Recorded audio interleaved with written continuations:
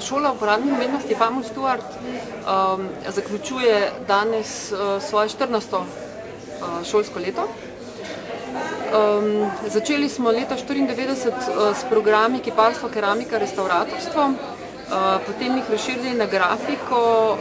Leta 2001 smo odprli digitalne medije, ki so se že takoj delili na smeri animacija, video, fotografija in interakcija.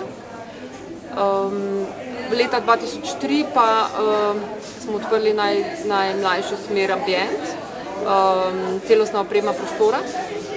Tako da na tej razstavi danes, to je pač šolska produkcijska razstava oziroma pač vpogled v letno delo. Vsako leto imamo 2 semestrski razstavi, tako da v bistvu stalno javno kažemo delo šole in študentov, tudi to že od prvega leta, odkar obstaja šola, in je to že kar javni dogodek, ni več to samo več za starše in prijatelje, ampak je pravzaprav, mislim, da bi ga težko ukinili, ker je kar se nekako prijel, ne. Zdaj, koliko si razložila, imate ogromno programov, ne? Ja, pravzaprav programov je 7-8, se jih lahko potem nekako skozi kombinacije, ne. Ko se študenti vpisujejo v prvi letnik, se vpiše v KKR, tako imenovani, to je kiparstvo, keramika, restavratorstvo, ali digitalni mediji, smeri, ki sem jih prej naštela, ali ambient. Tako da vsak od teh se deli potem naprej na smeri. Kiparstvo, keramika se v drugem letniku cepi od restavratorstva oziroma prej obratno. Restavratorstvo je pravzaprav potem že svoj oddelek, ker ima neko čisto drugo logiko, sledi nekim drugim ciljem kot kiparstvo, keramika. V tretjem letniku se pa običajno odločijo za eno od teh dveh, eni pa to dvoje kombinirajo. Digitalni mediji podobno, v drugem letniku prvi letnik je enak za vse, ki so vpisani na ta oddelek, v drugem letniku se odločijo za 2 od teh 4 smeri, v tretjem delajo diplomo iz ene svoje ožje smeri ali, če imajo za to razloge, kombinirajo pač vse smeri med sabo ali pa pač poljubno, odvisno od njihove individualne izbire.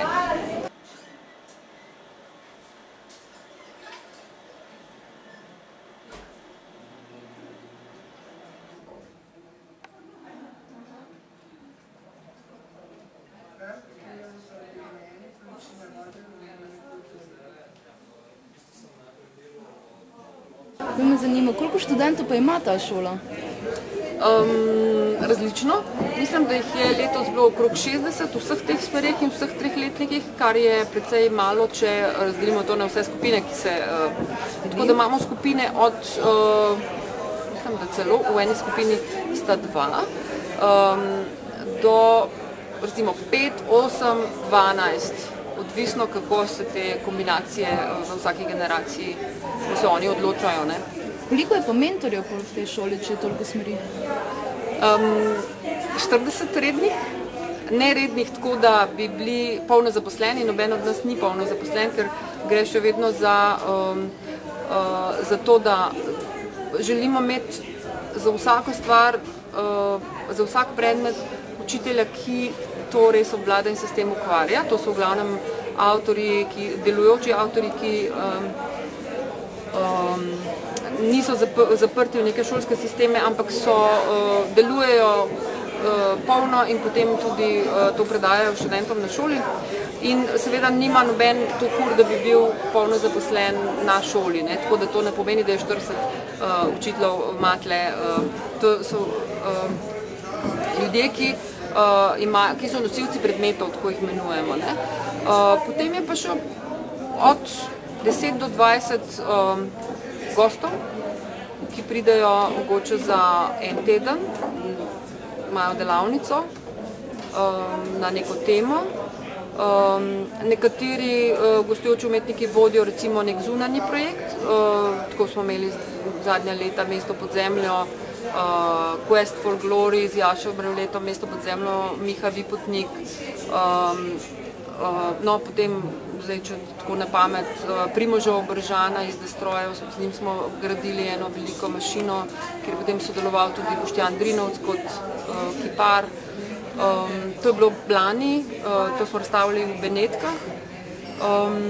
Letos smo pa delali en v bistvu tak projekt, večji je Trubar. To, vabim. Malo pobliže, da vidimo, kaj je to. Kaj pa je to za projektom? O tem bi mogoče povedali 18. več, ko bo res javno predstavljen.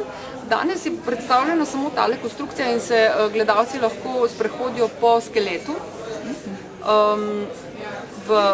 ki zauzema celo našo risalnico. In je pravzaprav napoved tega dogodka 18. junija, ko bo kompletna instalacija predstavljena v kazematah na Ljubljanskem gradu. Ostali manjkajoči, zgubljeni. In ti si po mentorcu, ne? Ja. A ni v projekciji? Ti si mi čisto dališ, spet sem. Tole pa je tale konstrukcija, ki si prej pokazala, ki je bila na flajerčku, ne?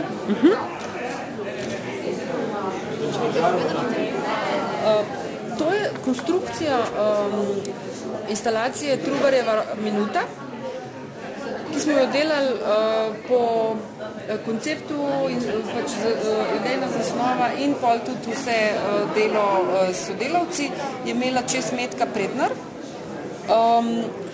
Posamezne sobe, to so te male sobe, ja, tle in greš počez. To je zdaj samo konstrukcija, kar gledamo, ne? Jutri začnejo delati stene in potem naprej vsaka soba ima svojo instalacijo noter ali projekcije, različne stvari na različne teme, ki se tičejo razmisleka o Trubarju v današnjem času. Kaj Trubar je v trenutek zdaj, recimo, ne? Na stenah pa videve risbe, ne? To so pa klasične študijske risbe in to vseh pač oddelkov nek tak izbor. Mogoče zanimivo to tudi pri nas, da so 3 skupine, čeprav je to vse skupaj študijsko risanje, imajo kiparji in keramiki, restauratorji klasično študijsko risanje, digitalci ravno tako v začetku klasično študijsko risanje, ampak potem se obrne v to, da začnejo delati neki storyboardom podobnega, da ugotovijo, zakaj pravzaprav to risanje, te kompozicije in filmske, tako da na enih se vidi, da so malo drugačne. Ambientalci imajo pa spet svoje, ne, se ukvarjajo pa s prostorom, oni imajo itak veliko teh različnih predstavitvenih tehnik, večinoma zdaj grejo vsi na 3D in tako, ampak osnova je vseeno tudi prostoročno študijsko risanje, pa pol nek tehnično in tako, ne, tako da vsaka skupina ima pač svoje, ne. Z Rajko Pezikom smo se tukaj srečali, ne? Ja. In tukaj smo se zdaj znašli pred zanimivo mizo, ki piše, da je to Sodoku malo drugače. Samo je že nelogičen, evo. Je že nelogičen, ali kaj? Ja, zato ker imamo ful znakov, ne? tale tukajle, ne, bi lahko prišla tukaj ne more, samo tole manjka tukajle. Tam je nekaj narobe, tukaj je narobe.